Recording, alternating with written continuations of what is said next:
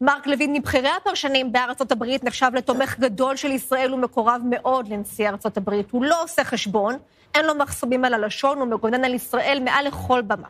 בריון מיוחד שקיימתי איתו השבוע, הוא מבהיר, אין לטראמפ דילמה בנוגע לאיראן, זה חייב להיגמר בכניעה ללא תנאי של משטר הרשע האיראני, הוא משגר המלצה לחמינאי, רד לבונקר וסיים כמו היטלר. ואיך צ'רצ'יל נכנס לשיחה. הנה.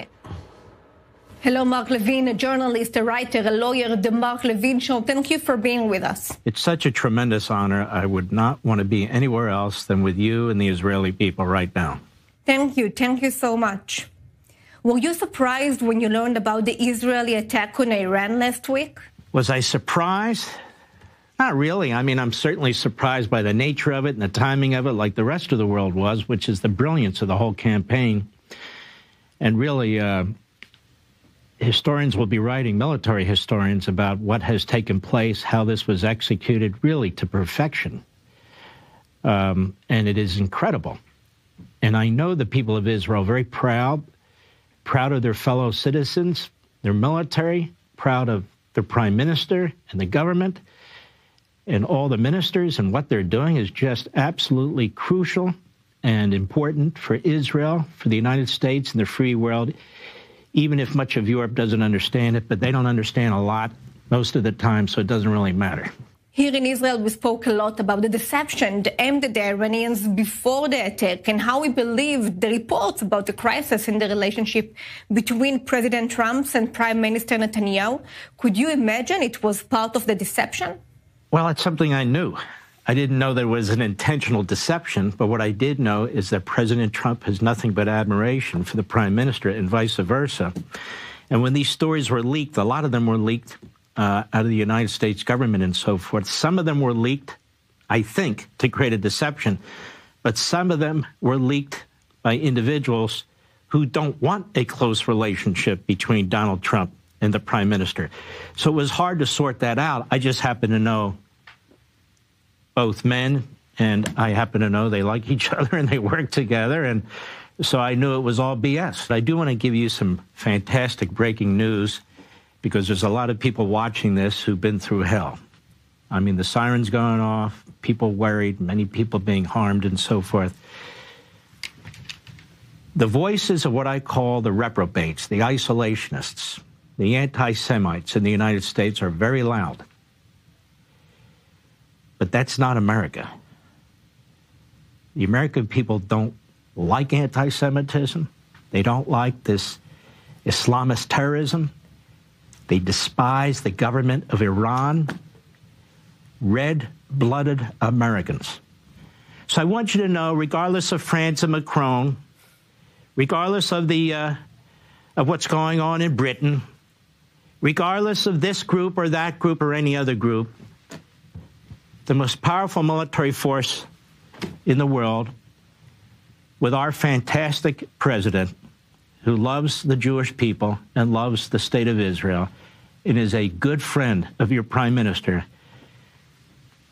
8 out of every 10 Americans wants those nukes taken out and support the United States taking them out if the United States needs to take them out. So I think that gives you some good wishes from the American people.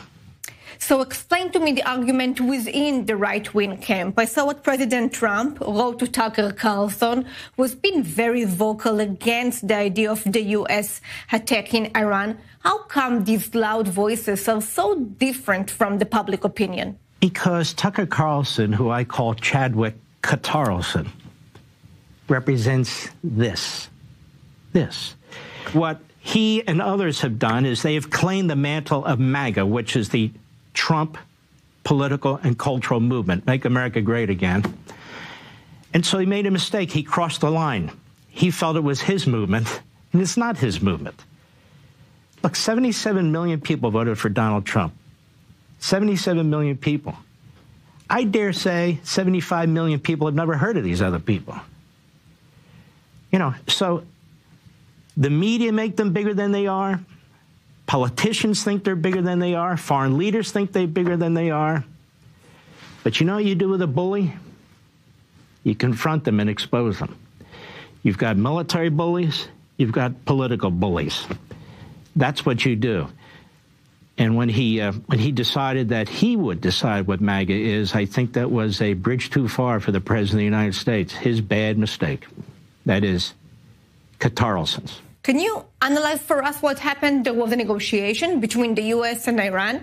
And then when Israel struck Iran, President Trump and the world saw the opportunity? Look, I hesitate to speak for all these people, but let me say this about President Trump. I think he's made it abundantly clear. He wanted a negotiated deal, but he made it clear there's going to be no centrifuges that can produce nuclear-level nuclear bombs, period. Basically, he wanted them to surrender this project so that it could be dismantled, and not by them, but by other countries, perhaps even us. He had the backing of 52 out of 53 Republican senators in the Senate. That's huge. He had the backing of 80% of the Republicans in the House of Representatives. That's huge. He has the backing of 80% of the American people. That's huge. Donald Trump would prefer to get deals if he can get deals, but he's not an isolationist. He's not a pacifist. He's not an appeaser. Ask Mr. Soleimani. The problem is he's dead. You can't ask him anymore. And we can go on and on down the list. So he has never been one of these isolationists. Many of these isolationists, not all, are also anti-Semites. Donald Trump is the greatest friend of the Jewish people in the United States, where he is fighting anti-Semitism, where he's going over after colleges and universities that are promoting it, where he's going after funding sources. He's got all hands on deck. Every department of the United States government, he has a feel for the Jewish people. His father and mother did, too. His father set up gave the building for the first synagogue in one of the parts of New York City and so forth. He saw these things. He believes these things. So many of his friends are Jewish people. I'm a friend of his. I'm a Jewish person. It's not like he doesn't know where I stand. He knows exactly where I stand on these things. But he's smart. He takes all these things into consideration. He'd rather not have to see war. But he's not a guy who says there will never be war. He's a guy who says it's the last resort. And so to answer your question is, he experienced, as did his team, that the negotiations with the Islamo-Nazi regime in Tehran didn't seem to be going anywhere. And they had a last chance. It's your last chance. 60 days are almost over. And Khomeini stepped in himself and said no deal. 60 days were up. And so the position of the United States is, as articulated by the president and nobody else, there are going to be no nukes. It's actually gotten a little more complicated since then, where everybody sees the ballistic missiles and the Chinese providing the fuel for the ballistic missiles. We know about the Russians providing the ground-to-air systems to Iran. So getting a deal is far more complicated. And even now he's saying unconditional surrender. That means you give it up. Not just nukes, you surrender. And Khomeini said no. I wouldn't want to be in Khomeini's sandals right now. What is the current dilemma from the perspective of President Trump and the U.S. government? I don't see a dilemma. There's almost an eerie silence right now. So what does that tell me? Again, I'm reading tea leaves. I have no inside information. We moved some more ships into the region. We've moved our bombers into a particular location. I don't see that as a dilemma. I see that as forward positioning. But what do I know? What do you think this preemptive strike has done to the way Israel is perceived by the U.S. and the world? I think the whole world is like, wow, how the hell did they pull this off? Absolute genius. It's like with Hezbollah. Hezbollah, you like blew out their entire leadership so quickly in ways that nobody could possibly imagine. We have military experts coming on American TV. I mean, good men who've been in combat and so forth, who are awestruck about the precision. They're awestruck by Mossad and other intelligence apparatus that you have. They're awestruck by the IDF. They're awestruck by your prime minister and his government. And I think the whole world, whether they be enemy, adversary, or ally, is stunned by the genius and the execution of what took place. But, you know, Jews like me, we always know that the Israelis are quite brilliant at what they want to do and what they need to do. And, you know, when you're a country that needs to do these things out of necessity, you have to figure out how to do it. You don't have more people than them. They have 10 times more people than you, and I can go down the list. So you have to be smarter. And there's really nobody smarter than the Israeli people and the Israeli government. Do you predict that in the end of all this, the Ayatollah regime will fall? Well, I don't know if it matters if I predict it yes or no. It's my hope that it does. And I've been staying here in the United States. Why are we sparing the Ayatollah? And I suggested to the Ayatollah, who always takes my advice, of course, I suggested to him he ought to do what his great hero Hitler did. He ought to be in his bunker with his cyanide pills and get it over with. And that's the best that could happen to him. But my own view is, I don't know why we feel, if we feel this way, that he should be immune. He shouldn't be immune. He should be target number one. He's threatened the United States again. He said there'll be full-out war. My view is we've had enough of this old buffoon, this 7th century primitive barbarian who's got his hands on 21st century technology that can blow up the world. Enough is enough. And unlike some in the United States, they call this regime change. They mean regime change. I call it national security and defense. Take them out. Be done with them. It's one thing to take out nuclear sites or ballistic missiles and so forth and so on. We got to make sure that that regime cannot rebuild as a regime. The way you get rid of evil is you get rid of evil. Mark, did you believe after October 7 that Netanyahu, Israel, will carry out such an attack on Iran?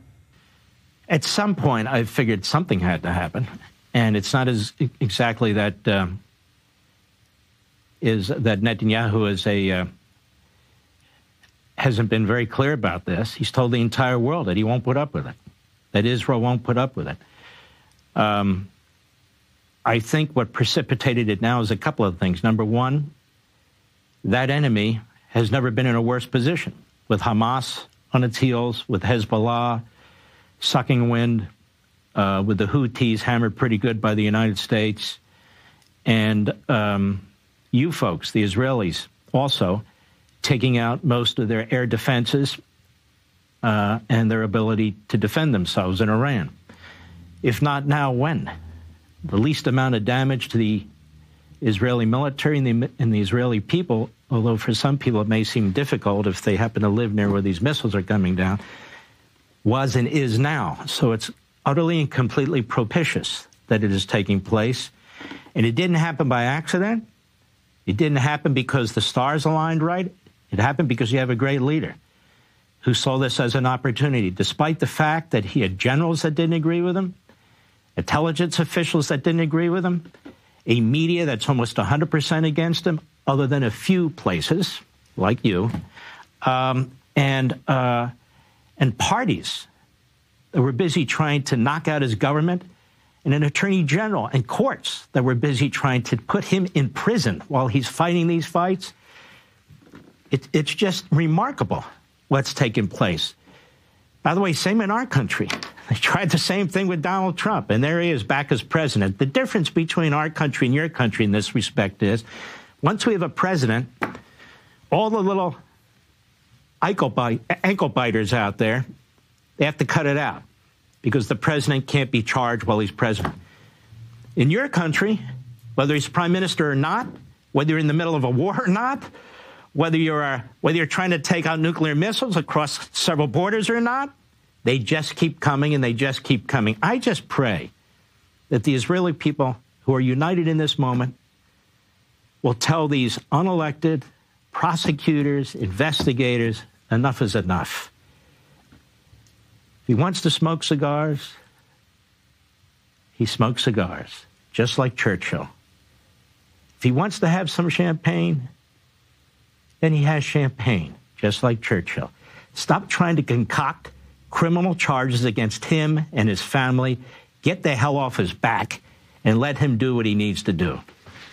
Mark Levin, thank you so much for being with us. I hope our next meeting will take place after we will defeat the Ayatollah regime in Iran. I agree 100%, and I want the Israeli people to know I'm absolutely serious. You have hundreds of millions of Americans who admire you and stand with you. God bless you all.